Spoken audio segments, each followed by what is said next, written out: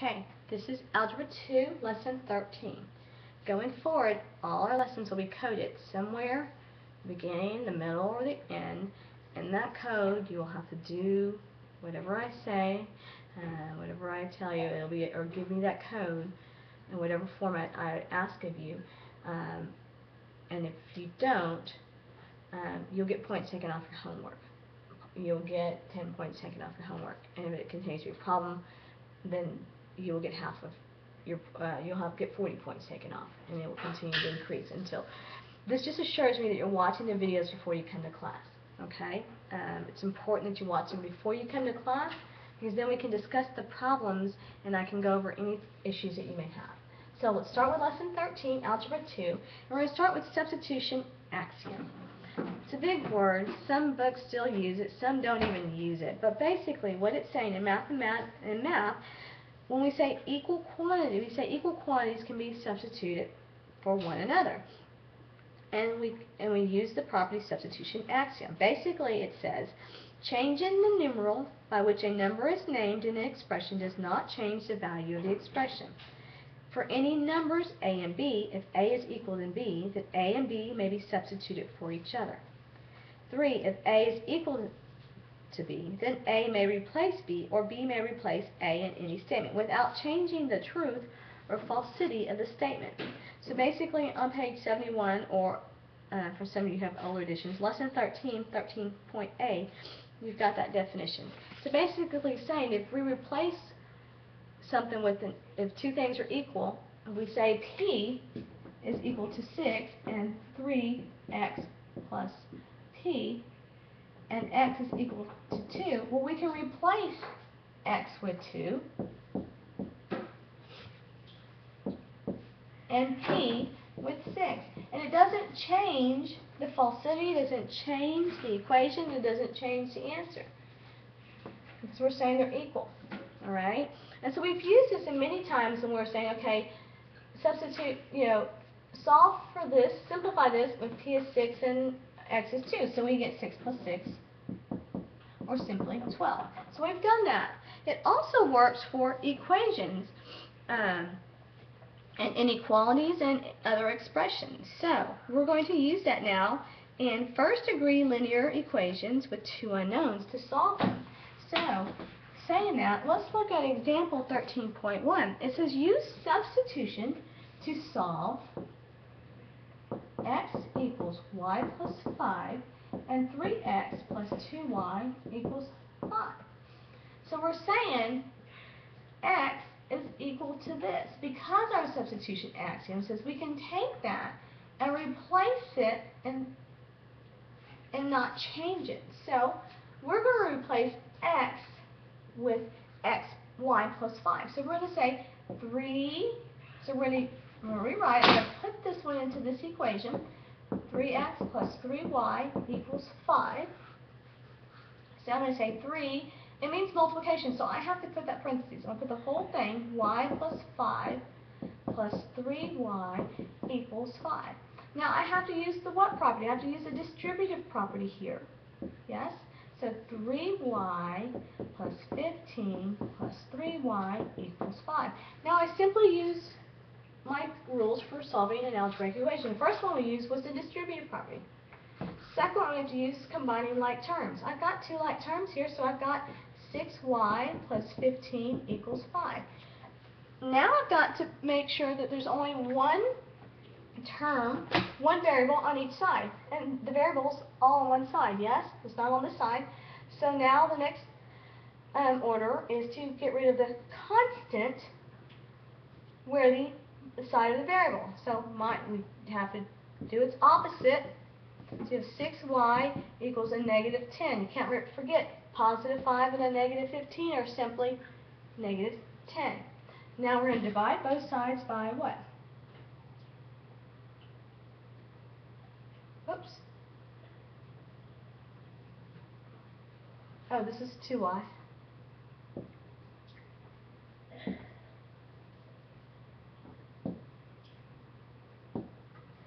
Making this 5y.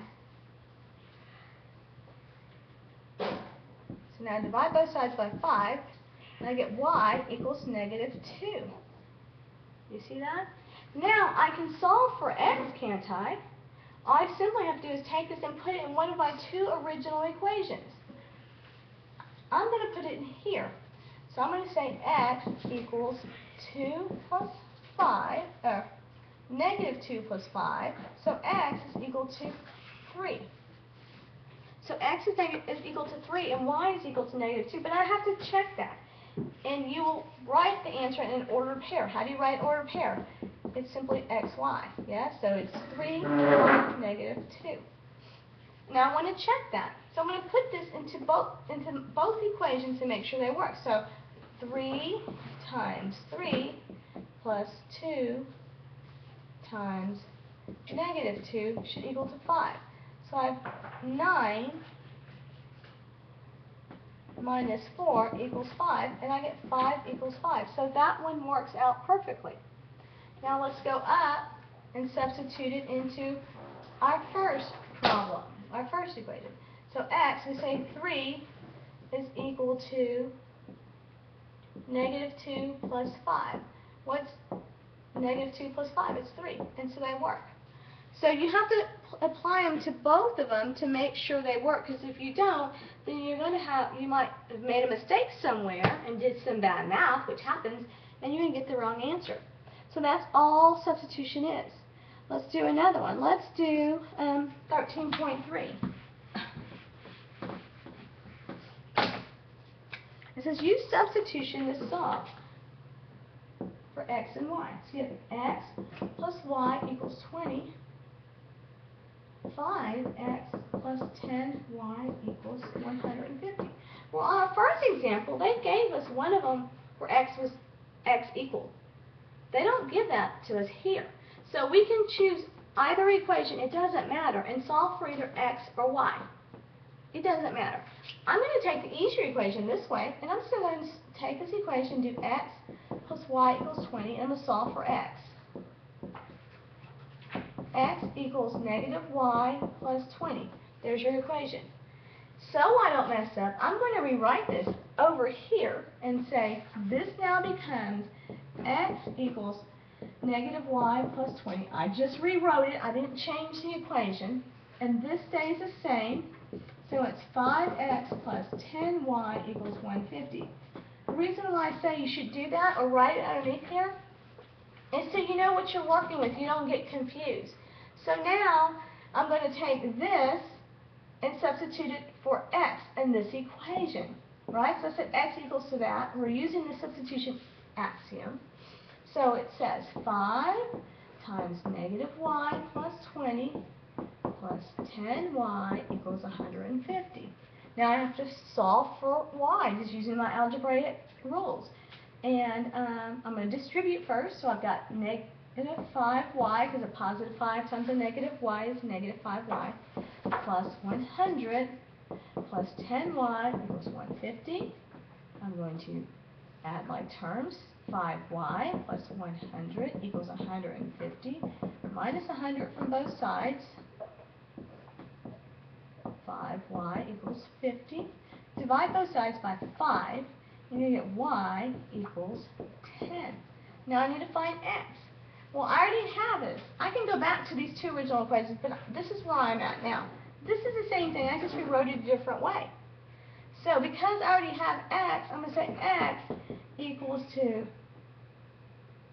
negative 10. Now, one way that you don't mess up is say negative times 10 plus 20, or negative 10 plus 20 gives me 10. So x is 10. So your answer is going to be 10 comma 10. Let's check them to make sure that they work. Make sure we didn't do bad math somewhere. So I'm going to put it back in here. Right? 10 plus 10 equals 20. Now let's put it into this equation and make sure it works. We said our answer was xy, or 10 comma 10. So 5 times 10 plus 10 times 10 should equal 150. If it doesn't, I did something wrong. 50 plus 100 equals 150, and 150 equals 150. So this has to work for both of them. If it doesn't, you've obviously done some bad math somewhere or did something wrong. And that's all substitution is. So now you can solve, we have two variables for x and y, but you have to have two equations, like using the substitution method. Now let's look at 13b, area of an isosceles triangle. When we bisect an angle, we divide the angle into two angles, don't we?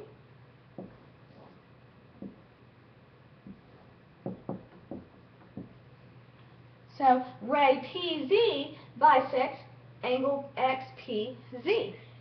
So we simply say when we bisect something, we cut the angle in half to two equal angles. Yes? We can do the same thing for a line segment. So I have a line segment, PF, and I call this R. I said point R bisects line segment PS, and it cuts it in half. Because one end of the segment is the midpoint of a side, the segment is called the median. Okay? So the median to the base of an isosceles triangle is also a perpendicular bisect of the base of the base. So let's look at that. So it also says the median also bisects the angle at the opposite vertex. So what does all that mumble jumble mean? Well, let's look at a problem, and that usually will help us to clarify it. We've got to know some of the terminology. So we're looking at example 13.4. Okay?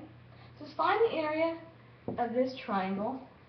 The dimensions are in centimeters. Okay, well, what do we know about a triangle? We need 1/2 base times height. Well, I have my base, but I don't have a height, do I? Because we said to be the height, it has to be perpendicular to the base. This side and this side are not perpendicular. Perpendicular means they make right angles. But can I do this? And by definition, we said that this height, I know it's not, it's kind of crooked, but pretend like it's straight, is bisecting this segment right here. It's bisecting. So this is going to be 2, and this is going to be 2. And I have a right angle. It also bisects this angle right in half. Okay? Well, what do I see here? I've got two right triangles. What do I know about right triangles? If I have there's 3 sides to a triangle. If I have 2, can I find the third one? I can, using the Pythagorean theorem. It says a squared plus b squared equals c squared. Now, which one is my c? Which is my hypotenuse? Remember, that is the side opposite of the right angle. So it's going to be 25, and I'm going to have 2 squared plus b squared, or simply 4 plus b squared equals 25. So that's what I'm looking for. I'm looking for this line right here, the height. Yes, this leg, that would be the height of this triangle. So I'm going to minus 4, b squared equals 21. And then to find b, I take the square root of both sides, so b equals the square root of 21. Yes? So this right here is the height, is the square root of 21. So now I can find the area of this triangle by going 1/2 times 4 times the square root of 21 is 1, it's 2. So it's equal to 2 square root of 21. And area is always square, centimeters square. And that's simply your answer. And that's all there is. We use the Pythagorean theorem. So do all practice problems. And your code word for this lesson is, on your homework that is due, you need to turn in on lesson number 10. I want a triangle with an exclamation mark on the left-hand corner of your homework. Lesson number 10, on the left-hand corner of your homework. I want a triangle with an exclamation mark when you turn in your homework at the end of class. And if you turn it in, you get extra credit on your quiz. You get 10 points added to your quiz. And if you don't, you get points taken off your homework. You get 10 points taken off your homework. So there you go. And that's the end of this lesson.